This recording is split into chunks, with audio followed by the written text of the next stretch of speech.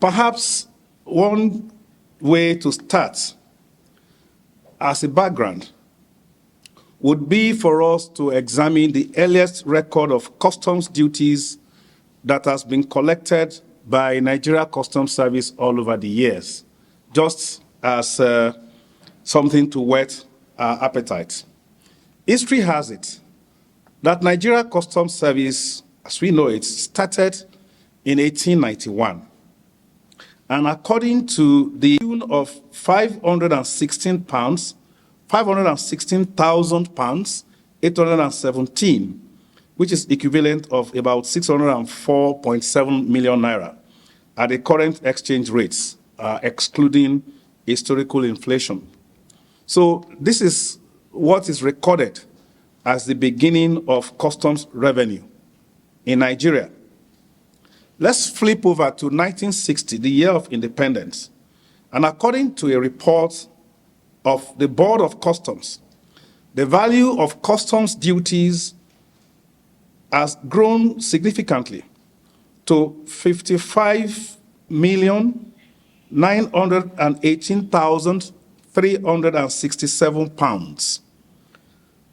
3 decades later, by 1990, when the department operated under the Ministry of Internal Affairs, our revenue figures had reached 9.2 billion naira, which marked a significant evolution in our collection capacity.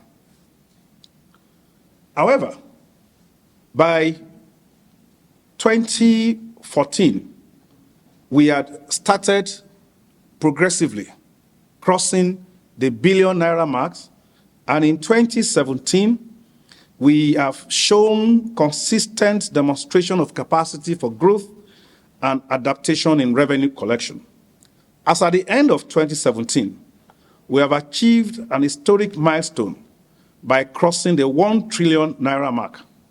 And in 2017, we collected 1.037 trillion naira, exceeding our target by an impressive 34%. This was the achievement that set the foundation for even greater milestone in the subsequent years. In 2022, we continued our march into the trillion naira mark as we crossed the 2 trillion naira threshold. That year, we collected 2.6 trillion naira.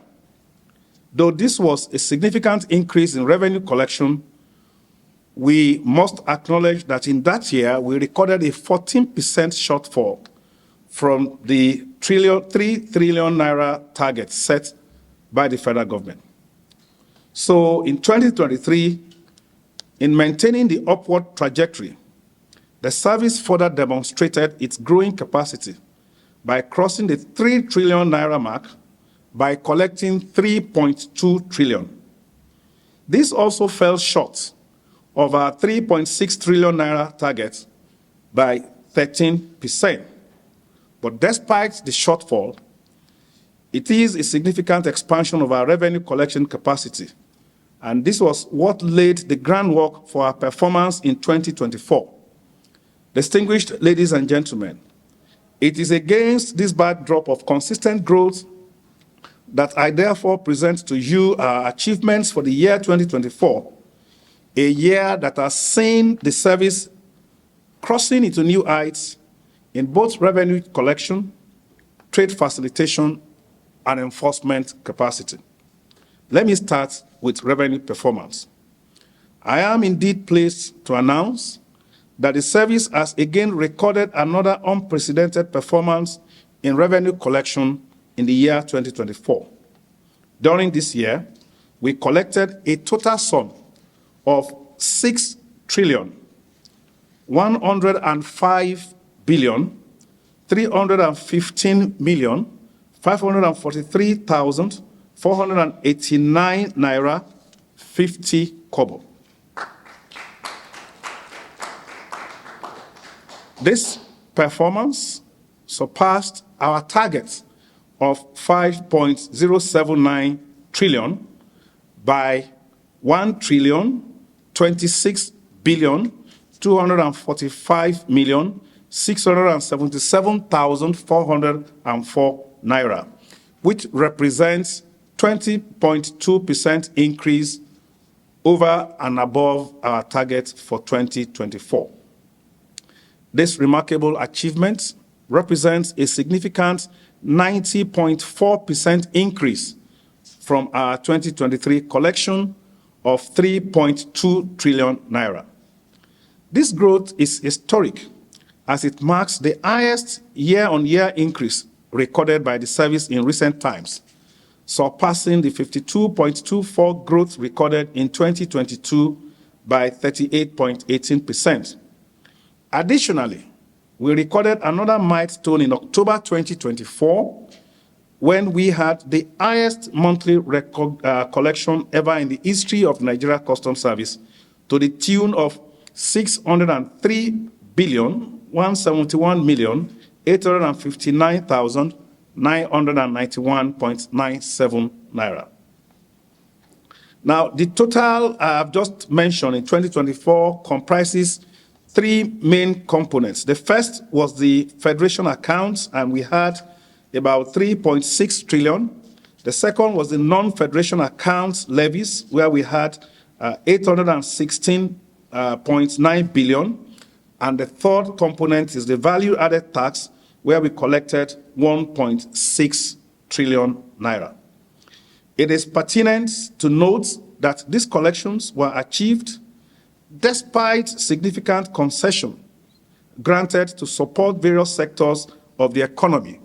And this totaled in 2024, it totaled 1,362,302,648,880 naira 67 kobo. These concessions comprise 723 billion on import duty waivers and 372 in other levy concessions and 586 billion in import VAT concession. These strategic concessions were granted to stimulate economic growth, to support industrial development, and enhance the overall business environment in line with government objectives. Notably, the 2024 concession, if we compare it with previous year, the value represents a significant reduction from the 3,959 billion which we recorded in 2023. So the concession in 2024 was 1.6 trillion. In 2023, the year before, it was 3.9 trillion naira. So this reduction is a direct result of enhanced monitoring mechanisms and strategic reforms aimed at blocking loopholes and eliminating abuses in the concession granting process, ensuring that only genuine and qualifying enterprises benefit from these incentives. I must also report that there is continuous engagement with the Federal Ministry of Finance and its officials to ensure that only those who are deserving of these concessions get them. These achievements in revenue generation were made possible through our continuous alignment with the policy objectives of His Excellency, President Bola Ahmed Tinubu, under the astute guidance of the Honorable Minister of Finance and the Coordinating Minister of the Economy, Mr. Adewale Edu, the support of the board and the management and the entire staff of Nigeria Customs Service. Having said that much on revenue, let me quickly go on to our performance in trade facilitation. And at the beginning of the year, we made several commitments towards modernizing our operations and enhancing service delivery. Despite our impressive revenue performance, we remained conscious of the need to strike a healthy balance between revenue collection and trade facilitation. Was evident in our commitments at the beginning of the year and also served as a milestone for gauging our performance throughout the year. These were further reiterated during the CG's conference, which was held later in the year.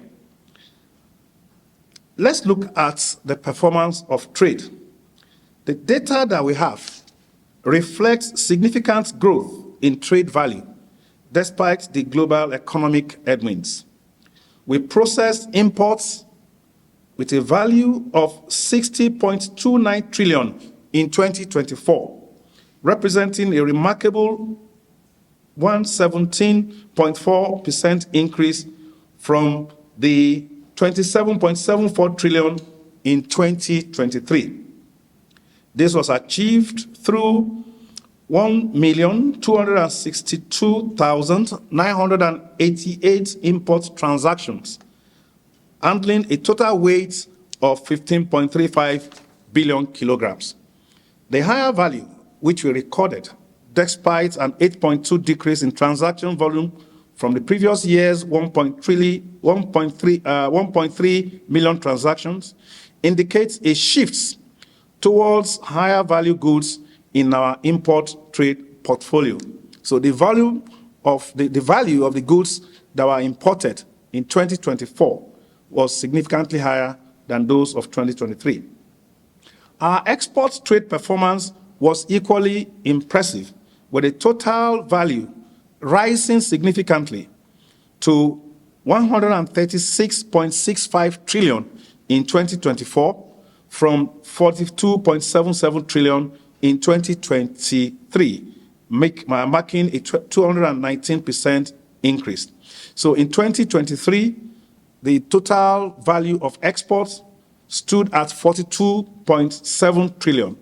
In 2024, this has grown to 136.65 trillion, representing 219% increase. While the number of export transactions remain relatively stable at 38,199 compared with 38,294 in 2023, we witnessed a substantial increase in export volume, processing 12.35 billion kilograms in 2024 compared to only 3.7 in 2023.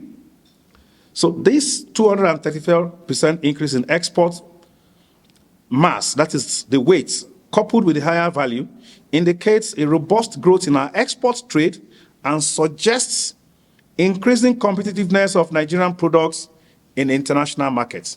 So in both the value and the absolute number, we recorded over 200% increase. And our understanding of this is that Nigerian trade is doing better, our competitiveness is higher, and Nigeria Customs is providing all the support necessary to achieve these better numbers. Now, in terms of the trade volume, that is if we combine imports and exports, which we handled by the service in 2024, this amounted to 196.94 trillion compared to only 70.5 trillion in 2023, representing 179.3% increase. This substantial growth in trade value, achieved with fewer but more valuable transactions, is evidence of the increasing sophistication of Nigeria's international trade and the effectiveness of our measures that we put in place to encourage import and export. In line with our pledge to adopt global best practices in trade facilitation and improve operational excellence and enhance security, I am pleased to report significant progress in implementing this commitment. The service successfully implemented various measures to enhance operational efficiency through modern procedures enabled by the new Nigeria Customs Service Act. Let me just highlight some few of these key achievements and the impacts that they created. The first is the advanced ruling system. The advanced ruling system was launched in early 2024 and introduced a pre-arrival classification and value mechanism that provides binding decisions to importers before shipment. And this will ensure predictability in their customs transactions. The system represents a significant shift from post-arrival classifications to pre-arrival decisions, thereby reducing delays and disputes in the clearance processes. During the first year of implementation, this system recorded 60 account registrations, and we received 38 applications for rulings on various aspects, including those on classification, valuation, and other clearance-related concerns. Out of these 38 applications, 15 rulings were successfully issued, covering transactions that was worth 102,929,244,384 naira in duty paid value, while 23 of these applications were outrightly rejected due to various factors which might include insufficient information, incomplete documentation, post-importation requests, unverifiable transaction values, unclear sales agreements. To enhance participation and understanding of this initiative, we have scheduled a comprehensive stakeholder sensitization program, which is going to start in a couple of days in Lagos. The second major initiative in trade facilitation is the Authorized Economic Operator Program, AEO. The pilot phase of this program has demonstrated significant improvements in cargo clearance time, with those AEO-certified companies achieving an average release time of 43 hours, which is 5 hours better than the target clearance time of 48 hours. This represents a remarkable 66.9% reduction in cargo clearance time compared to pre-AEO status, where clearance took 5 days and notably outperforms the regular economic operators who require 7 days for clearance. Given these impressive results, we are set for full implementation of this program in the first quarter of 2025. The third intervention is that of the time release study and international partnerships. Our study has been concluded, and the report is currently under review with plans for its release before the second quarter of the year.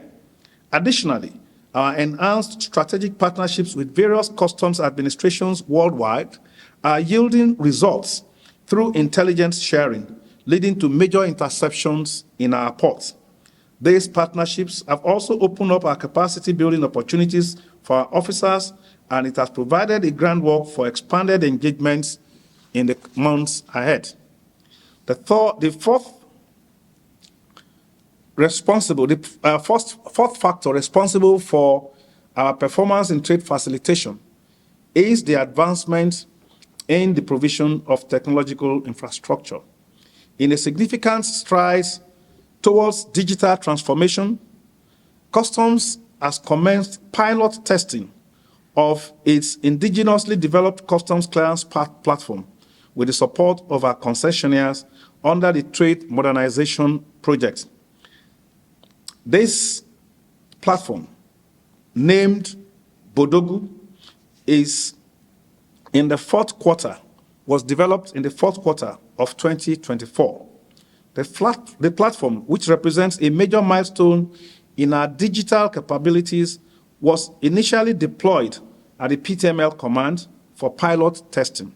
The early results have been very, very encouraging, with the platform processing transactions resulting in an aggregate revenue collection of 31 billion naira as of December 2024. It is indeed gratifying to see how homegrown solutions are gradually enhancing our operational efficiency and ensuring seamless trade facilitation. There are a number of other initiatives that we have taken, and I just quickly run through some of them. Next is stakeholder engagement initiatives. Under the framework of the Global Customs Communities theme, focusing on enhancing traditional and new stakeholder engagement in 2024, we intensified our engagement with existing stakeholders while forging new partnerships. We strengthened collaboration with partner government agencies and expanded our stakeholder base through new partnerships. Notable amongst this was our collaboration with the Healthcare Federation of Nigeria, HFN, which has led to the establishment of a working group aimed at addressing challenges in the clearance of medical goods.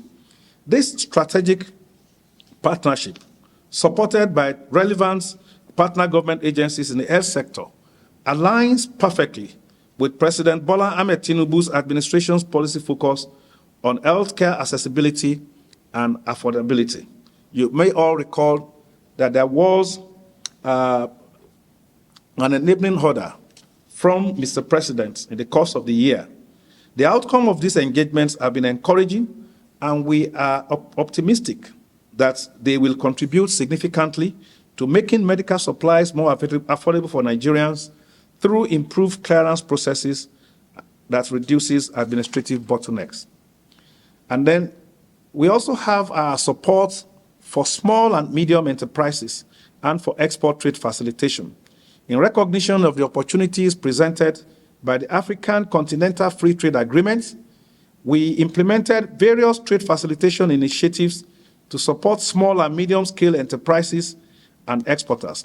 These efforts contributed significantly to the robust participation of Nigerian brands at the prestigious Biafra African Forum in Kigali in October 2024. It was particularly gratifying that our innovative approaches received recognition from the AFTA Secretariat, culminating in an invitation to share Nigerian experience at the forum. It's also gratifying to note or recall that the growth in the exports numbers which we exhibited, one of the high points of our trade facilitation initiatives was the significant recognition received both locally and internationally throughout the year. There are so many of them, but I will just mention a notable one, which was the service's remarkable improvement in the Presidential Enabling Business Environment Council PEBEC ranking, where we advanced 33 places to emerge joint top 5 agencies in the ease of doing business, which validate our reform initiatives and tangible improvement in our cross-border trade facilitation, despite notable security concern. This sums up what we have done in revenue and trade facilitation. Let me now proceed to our report card on our anti-smuggling and enforcement front. In addition to balancing revenue collection with trade facilitation, there was also the security dimension arising from global and national actors that impacted the service mandate to protect the society from the entry of harmful substances and exit of restricted items. We adapted our strategies to those evolving security challenges, and it resulted in this 3,555 seizures throughout the year, with a dramatic 100.92% increase in the value of these seizures from 17.56 billion in 2023 to 35.29 billion in 2024.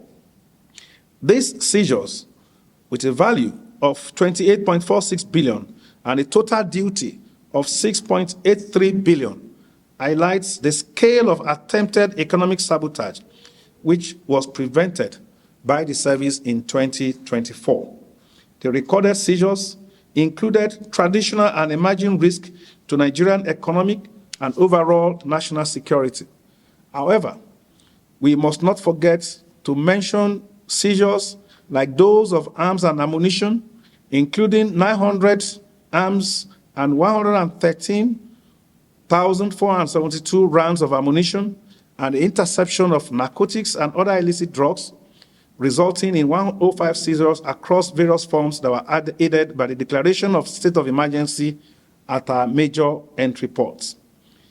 The service also intercepted unauthorized pharmaceutical products with 40 seizures, including 176,676 pieces and 6,271 cartons of various medicaments, all valued at 3.04 billion naira, thereby protecting public health from potentially dangerous counterfeit drugs.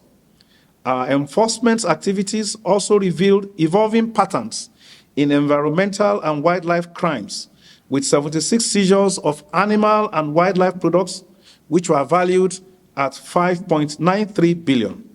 We also maintain vigilance over trade-sensitive goods, as evidenced by the seizure of 183,525 bags of rice in 2024.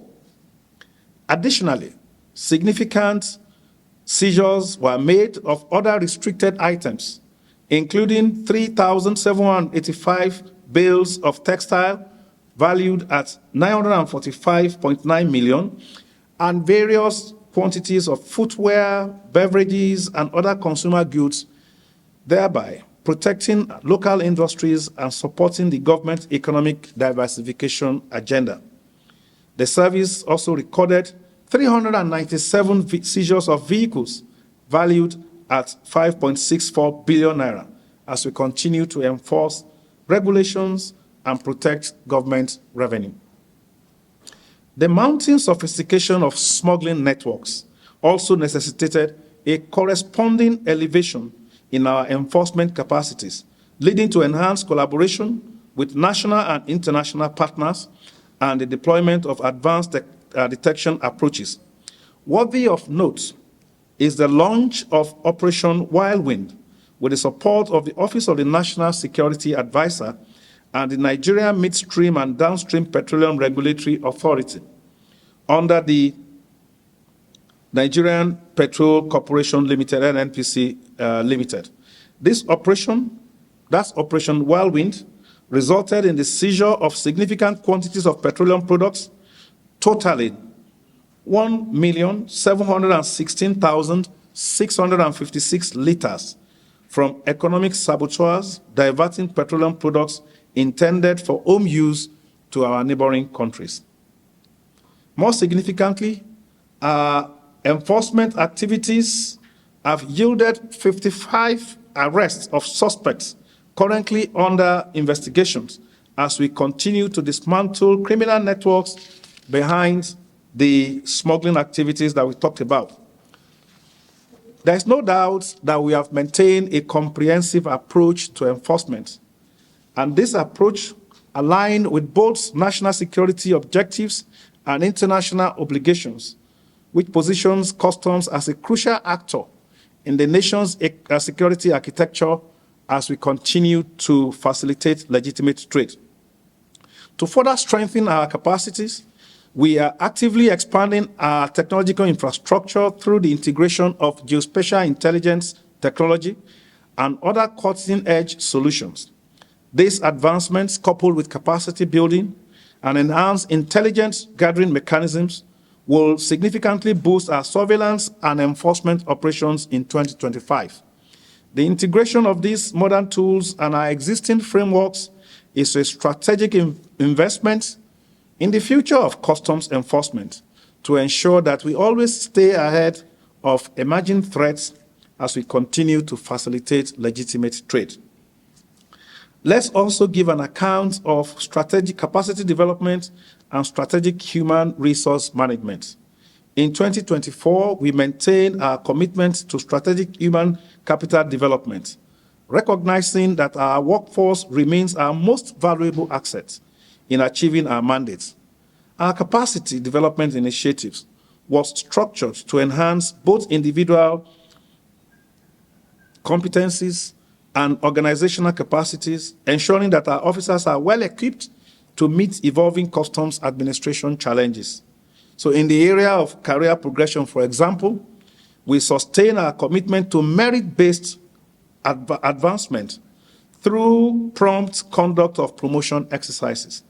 I am pleased to report that in 2024, a total of 4,291 senior officers were elevated to new ranks, while 1,419 junior officers also earned their promotions, making it one of the most comprehensive exercises in recent years. Notably, our career advancement program featured the exposure of newly promoted controller cadre officers to strategic leadership courses, preparing them for higher responsibilities in customs administrations. We also strengthen our human resource base through various capacity building initiatives. Our programs were strategically designed to align with modern customs practices, covering areas such as risk management, post-clearance audits, valuation, classification, and enforcement techniques. We leveraged our international partnerships to expose officers to global best practices through virtual and physical training sessions with partner customs administrations. As we look into the future, we have commenced the process of recruiting new officers to strengthen our workforce. The service opens its recruitment portal to receive applications from prospective recruits, marking the beginning of a comprehensive exercise to inject fresh talents into our operations. This drive is strategically designed to address succession planning while bringing in needed skills for our modernization agenda. Our investment in human capital development remains central to achieving our modernization objectives and maintaining high standards of service delivery. We will continue to prioritize capacity building and career development as essential components of our organizational strategy. Let's now briefly look at infrastructure and facility development. During the year, we witnessed significant progress in our infrastructure development agenda. A major milestone was the commencement of our phased relocation to the new corporate headquarters building where we are holding this press briefing. This transition, which began in the fourth quarter of 2024, is expected to be completed with full operations running from this location before the end of the first quarter 2025. Beyond this particular building project, we have maintained momentum in developing critical customs infrastructure across the country. These investments are strategically positioned to enhance our operational efficiency and service delivery at key points of our operations nationwide. Of particular importance is the approval for the establishment of the Nigeria Customs University for Trade and Technology in Badagry, Lagos. This proposed institution is envisioned to become a center of excellence for customs and trade-related studies, contributing to capacity building in Nigeria and the West African sub-region. In furtherance of the modernization agenda, we have sustained investment in technological infrastructure. The delivery of the new scanning equipment at our major ports is another significant step in our non-intrusive inspection capacities. These scanners will enhance our cargo examination processes. They will reduce clearance time while maintaining robust security protocols. This infrastructure development aligns with our commitment to modernizing customs operations and facilitating trade while ensuring effective enforcement of regulation. All these projects in 2025 will significantly improve our working environment and operational efficiency across all our commands. And now, as I wind up, let me mention something about our commitments to corporate social responsibility. We have maintained our commitment to responsible corporate citizenship throughout 2024, recognizing our dual role as a government agency and as an integral part of the communities where we operate. Our activities within host communities have extended beyond our core mandate to include active participation in and support for various community development initiatives. Throughout the year, we maintained constructive engagement with host communities across our areas of operation, supporting local development projects and participating in community-focused activities. These engagements have helped to strengthen the bonds between the service and the communities that we serve, while facilitating a better understanding and cooperation in the execution of our mandate. Look for 2025. And as we move into this year, our strategic priorities have been carefully aligned with national economic objectives and the evolving global trading environment.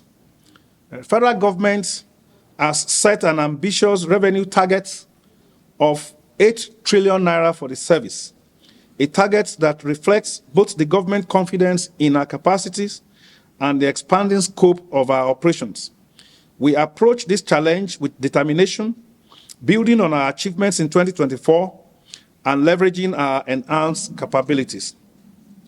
Our strategic priorities in 2025 will therefore focus on the following 5 key areas.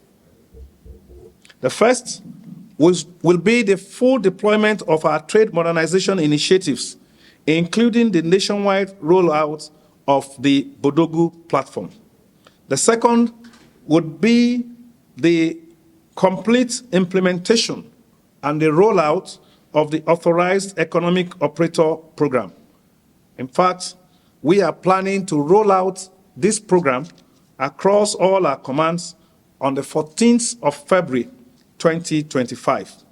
The third priority would be the enhancement of our risk management and enforcement capacity through technology integration.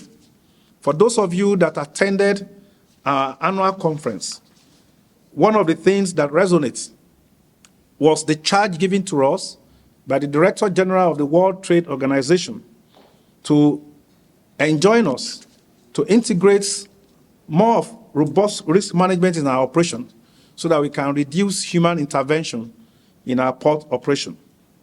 The fourth is what I've spoken to about, would be the operationalization of the Nigeria Customs Service University for Trade and Technology. The fifth pillar will be the strengthening of our international partnerships and trade facilitation initiatives under the framework of the African Continental Free Trade Agreement framework. And six would be the implementation of a rollout of a robust CSR strategy aligned with the pillars of the presidential priority areas and the United Nations Sustainable Development Goals. And finally, as we are doing now, we will seek and continue to promote open governance through enhanced transparency, stakeholder engagement, and public access to customs information and processes.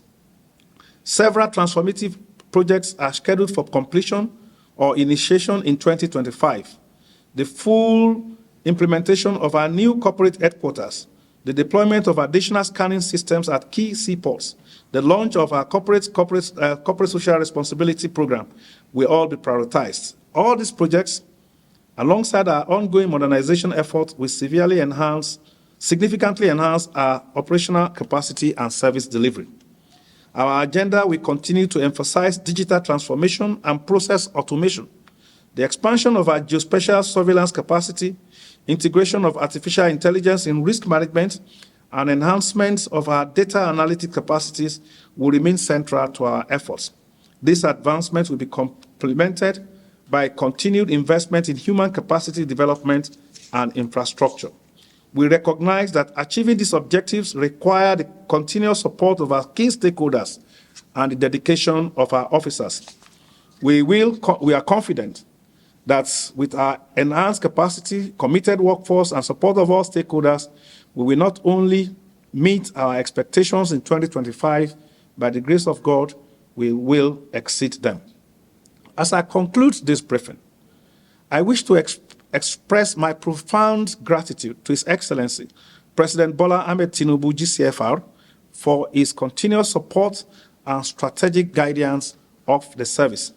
Our appreciation must also go to the Honorable Minister of Finance, Coordinating Minister of the Economy, and the Chairman of the Nigerian Customs Service Board for his astute supervision and the guidance of the board to support our initiatives. The achievements which I have outlined today would not have been possible without the dedication and commitments of our officers and men across all our commands. Their resilience in the face of challenges and commitment to duties have been instrumental to our success. I want to assure all officers and men of the service that we will continue to recognize and reward excellence as deserving and outstanding officers will be acknowledged throughout and through our reward and recognition systems. At this moment, we cannot but solemnly remember our fallen heroes, officers and men who paid the ultimate price in service to our nation. Their sacrifice in protecting our borders and economic interests would never be forgotten, and their families will remain in our thoughts and in our prayers. The dedication of these late heroes to duty inspires us to remain steadfast in our commitment to safeguard our national interest. To all our stakeholders, the trading communities, partner government agencies, international partners, and the media, your collaboration and support have been invaluable.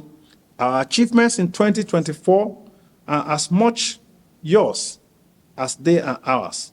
We count on your continued support as we pursue our agenda and strive to meet our objectives for 2025. I therefore, in conclusion, like to call on all of you to strengthen our partnerships as we work together to achieve our mandate.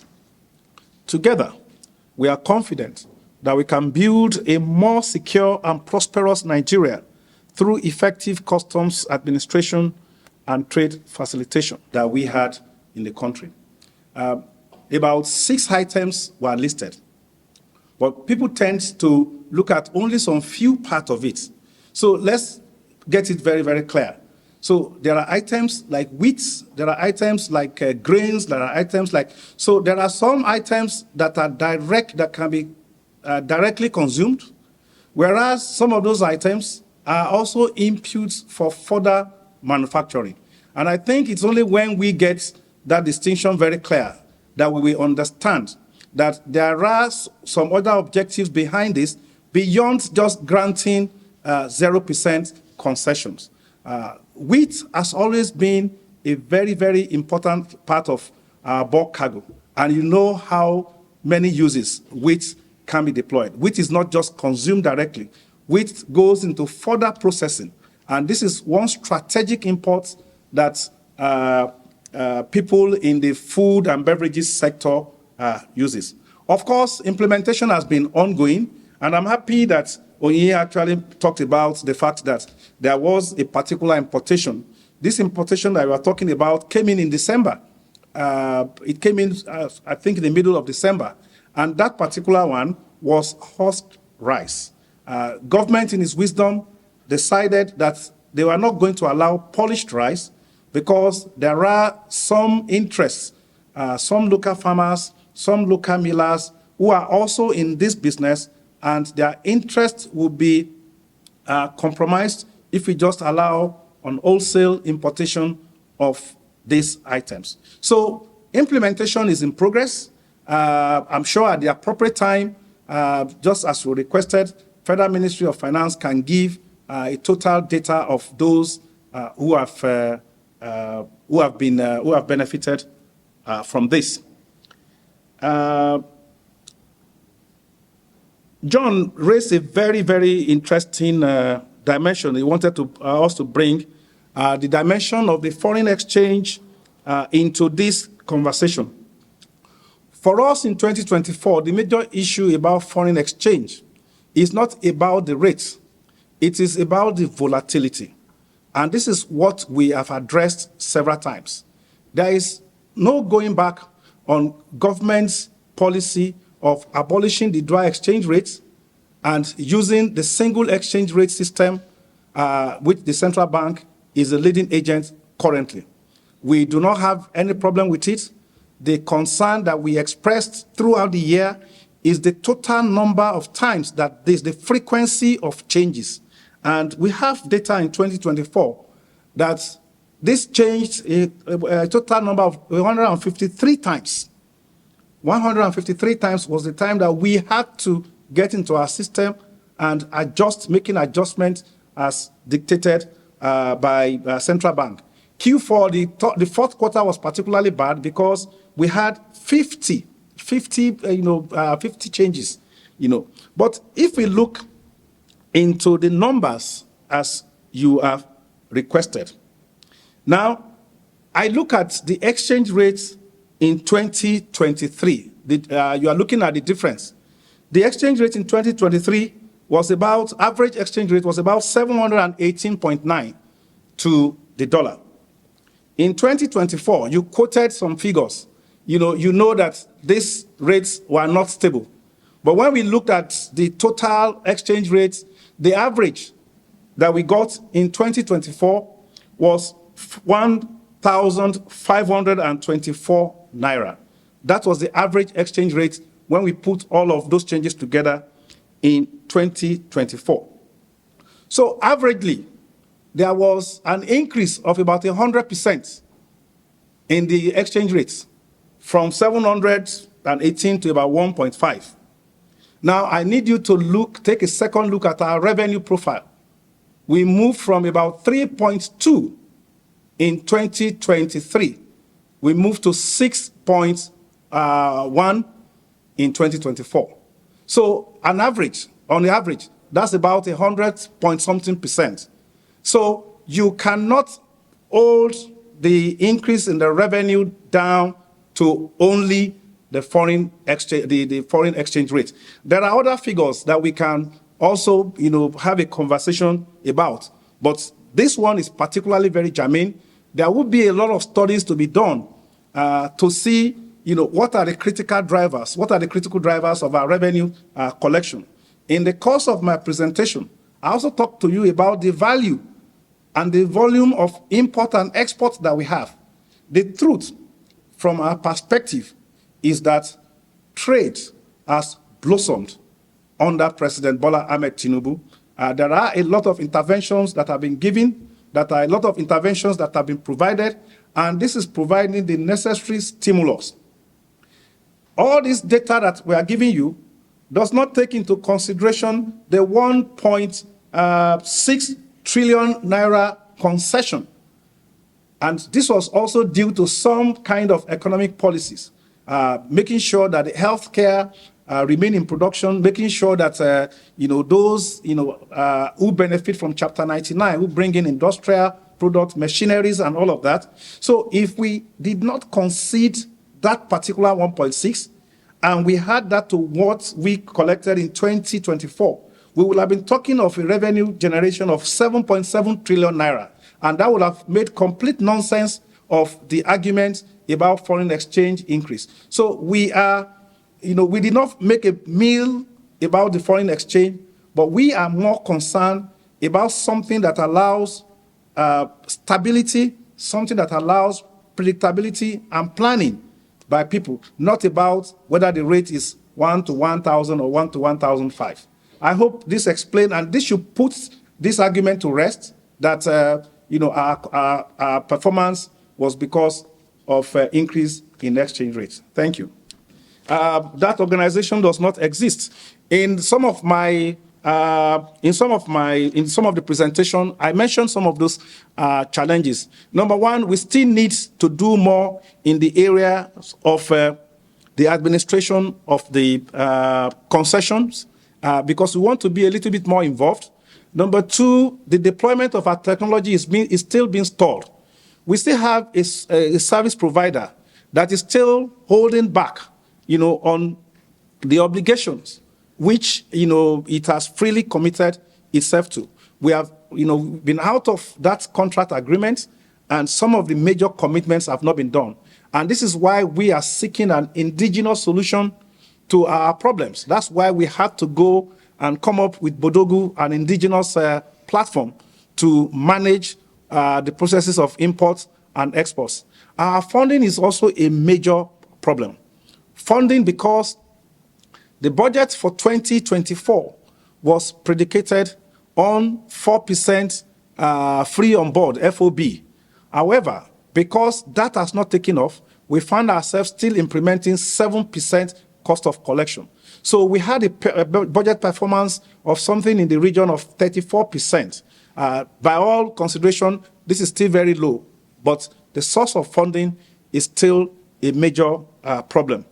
One major challenge that we have in 2024 was the management turnover. I've had the opportunity to mention this at different fora. And this has started since 2022. In 2022 alone, 60% of the management as we had left the service. In 2023, 60% of them left. And that was, a management of about 15, So I was saying that we've started experiencing management exits since 2022. In 2023, 36% of them left. In 2024, where we are reviewing the operation, we had 76% of them left the service. So virtually, only about 15-20% of the current management were those who have been in services in management since 2022. So it's a rapid turnover. In 2025, we still expect that more will leave. So this has created some problems for us, and this has necessitated that we needed to invest a little more in capacity building to build a new generation of customs that will run the service in the next 15-20 years. And that's why we are taking on projects like the university project. We are still committed to running our command and staff programs. We are exposing our officers to command and leadership training in established institutions in different parts of the world. I had already mentioned the volatility of the exchange rates. This is a very big challenge for us, and most of the time, people really don't understand that this goes beyond customs. The law stipulates that the Apex Bank determines the exchange rate for the conduct of international trade. So what we are doing to mitigate that challenge is to engage with them and to see if we can get rates that we can deploy over a longer period of time. Perhaps I will volunteer 2 or 3 suggestions or advice. Number 1, the system of the automation of the IDEC project, our process has started. For us, the process should be automated end to end, and it should bring into consideration all the stakeholders, from finance to customs to the beneficiaries. The process has started. Ministry of Finance has started the process, and the sanity that we're enjoying now, when we compare it to previous years, can be attributed to the automation of the process. People now apply online and things like that, but that process should be from one end to the other, because customs is part of it. The second is that I would want a situation in which customs is consulted, carried along in the process, so that we will have a say. We deal with these importers, we deal with these exporters, we have their profile, we know those who collect and do not use them. So I would advocate more involvement of customs in this. I think the third one is related to the second one. We need more follow-up. When we grant these concessions by finance, there should be a mechanism, a monitoring unit to see what impact these are bringing to our economy. So we've given you this concession. It is to bring in raw materials or machineries and things like that. How much have you done? How have you fed? How much tax have you paid from your production? How many Nigerians have you employed? These are the kind of things that we can do to follow up the implementation. Revenue, what was the second question? Auction. I don't have the figures here, but from the revenue performance that I gave to you, there are so many hundred heads, in the revenue head. So auction will be such an intangible part of it, and that was why we did not feature it, but it is part of what goes into the federation account. So during the presentation, I mentioned the fact that revenue comprises of 2 basic headings.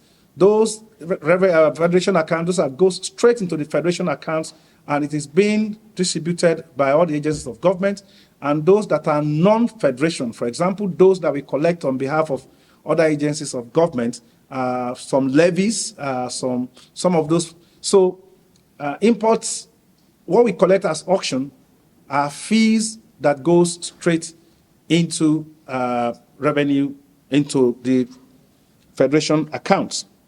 The one from, I know in Punch, still talk about waivers and the sectors. The sectors are usually the same, basically.